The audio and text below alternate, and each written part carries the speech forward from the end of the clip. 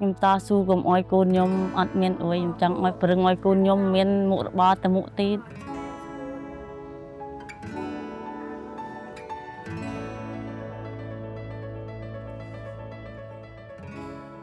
នាងខ្ញុំឈ្មោះ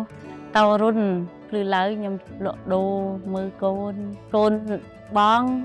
អាយុ13កូនប្អូនអាយុ3ឆ្នាំខ្ញុំរើថ្ងៃបើកភ្នាក់ងារ AMK ទទួលបង់ភ្លើង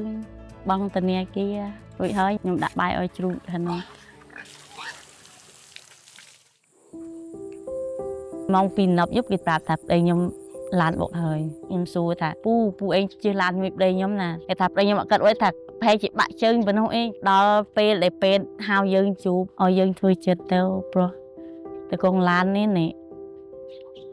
អត់មានសង្ឃឹមទេគេថាខ្ញុំបាក់ទឹកចិត្តត្រឹមនោះអេង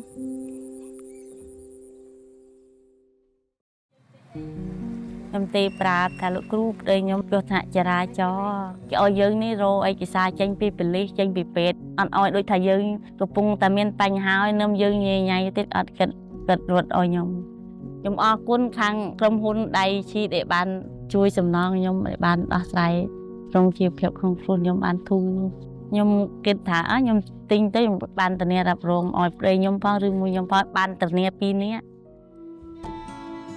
កូនខ្ញុំជំនួសដូចប្តីខ្ញុំបានគាត់ចេះតស៊ូជួយយើងខ្ញុំអត់ចេះអុយខ្ញុំសួរកូនខ្ញុំទៅកូនខ្ញុំប្រាប់ខ្ញុំសង្ឃឹមកូនខ្ញុំ 100% រាល់ថ្ងៃមកបរិញ្ញាមានបាយជ្រូកលក់ដូរបង់លុយបើអុយបានចប់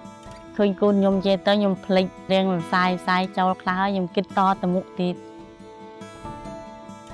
បើសិនតាបានសំណងមកទៀតខ្ញុំបរិយាមុខរបរឲ្យកូនខ្ញុំមកបានពេលគិតសប្បាយចេះទៅខ្ញុំមានកម្លាំងលើកទឹកចិត្តទៅមុខទៀត